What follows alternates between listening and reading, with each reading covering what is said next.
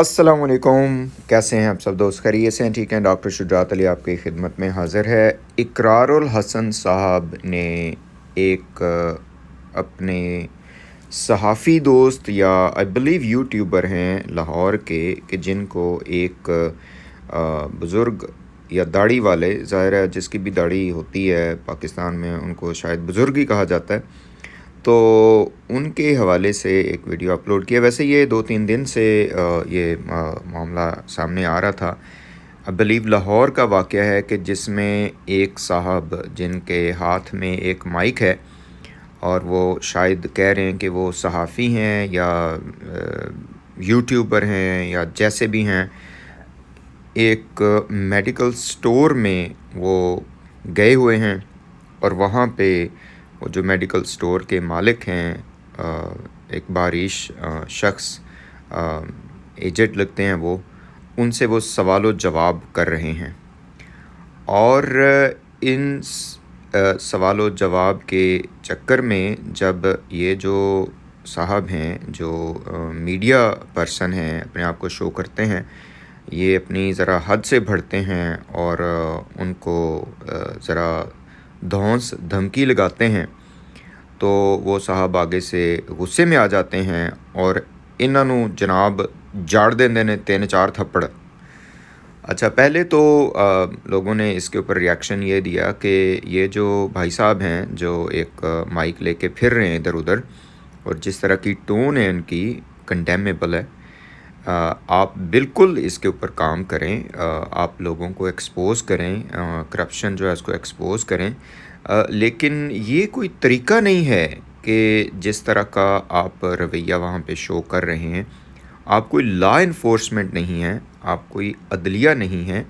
आप क्वेश्चन कर सकते हैं, उसको लोगों के सामने रख सकते हैं, और अगर ये एविडेंस बनता है तो उस पे लॉ इन्फोर्समेंट का काम है कि वो काम करे। इसी दौरान जो कुछ डिटेल्स सामने आई वो ये हैं कि शायद ये जो मेडिकल स्टोर है, इसके ऊपर जब ये रेड किया गया या जैसे भी हुआ, वो इन्वॉल्व है करप्शन में। हॉस्पिटल की दवाइयाँ वो लोग बेच रहे हैं और शायद दवाइयों की कीमत भी ज़्यादा है।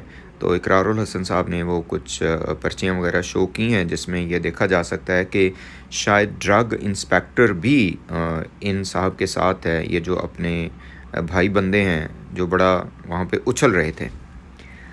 अच्छा जनाब, तो इसमें जो बाकी डिटेल्स आई हैं, जो इकरारुल हसन साहब फरमाते हैं कि जी वहाँ पे ड्रग इंस्पेक्टर भी इनके साथ था, ये जो काम इन साहब के साथ हुआ है ये बहुत बड़ी ज़्यादती हुई है, इनको बिल्कुल भी कुछ नहीं कहा जाना चाहिए था उन बुज़ुर्ग की तरफ से, जो कि लगता है कि स्टोर के मालिक हैं।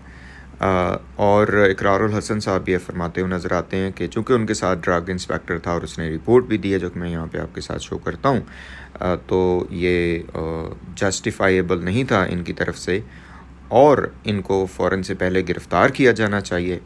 इकरारुल हसन साहब ये भी कहते हुए नज़र आते हैं कि ये जो बंदा है, जो भाई साहब हैं, जो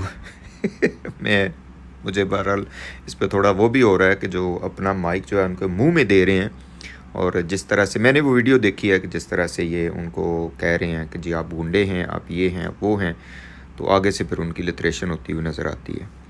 2-3 चीज़ें इस हवाले से बड़ी इम्पोर्टेंट हैं डिस्कशन करना। पहले तो ये कि क्या पाकिस्तान में करप्शन नहीं हो रही, दवाइयों के नाम पे करप्शन नहीं हो रही, फूड के नाम पे करप्शन नहीं हो रही, मिलावट हर जगह पे हो रही है, कोई पूछने वाला नहीं है। मिर्चें जो हैं, जो कि ज़्यादा नहीं खानी चाहिए, उसमें लोग रंग मिला के बेच रहे हैं, मुर्दा जानवरों का गोश्त खिलाया जा रहा है, दूध में मिलावट हो रही है, पता नहीं क्या क्या कुछ हो रहा है, और मेडिसिन के ऊपर भी मिलावट हो रही है। तो ये तो एक बहुत बड़ा प्लेग है जो कि पूरी सोसाइटी को जिसने जकड़ा हुआ है, और वाक़ईन मैं कहता हूँ कि इससे ज़्यादा शर्मावर बात क्या हो सकती है एक सोसाइटी के लिए।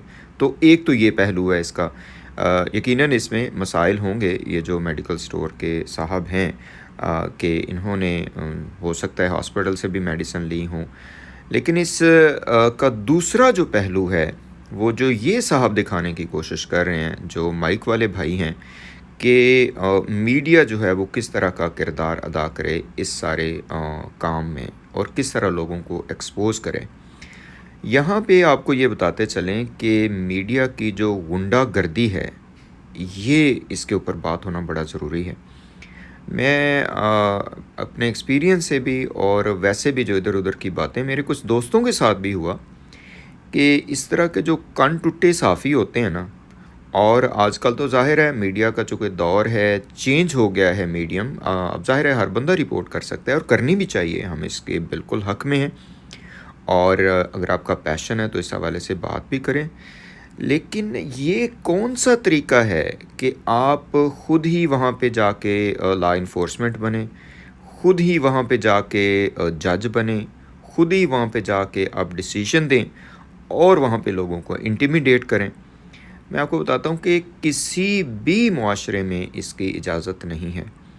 میرے ایک دوست ہیں، وہ آئی بلیو جھنگ میں ہے شاید، پہلے بھی میں نے بات کی تھی، ریڈیالوجسٹ ہیں۔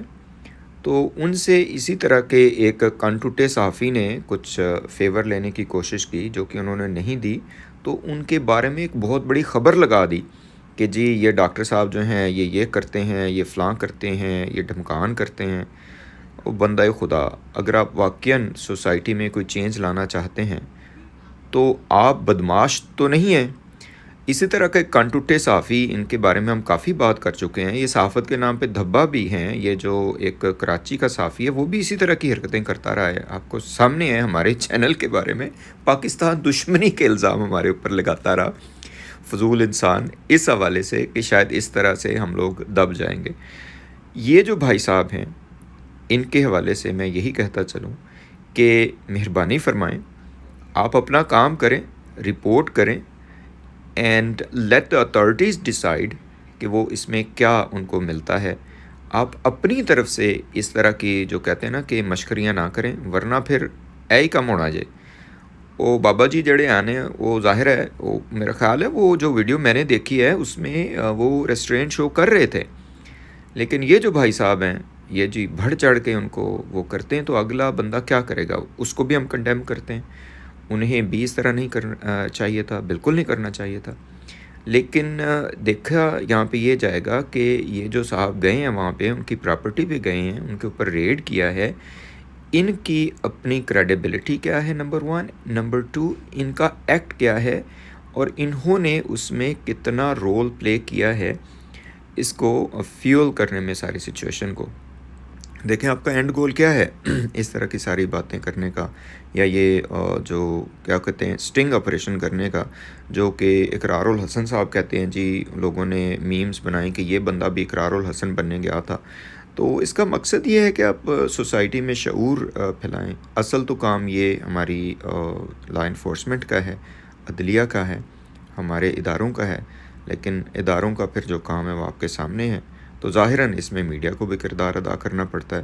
لیکن یہ کوئی طریقہ نہیں ہے۔ اقرار الحسن صاحب دی بھی تو انہوں پتہ ہے چترول ہوئی سی کافی ایک دو جگہ پہ، تے اوتھے پھر جناب وہ لوکاں نے جڑا نا وہ کافی اس اتنے افسوس کا اظہار بھی کیتا۔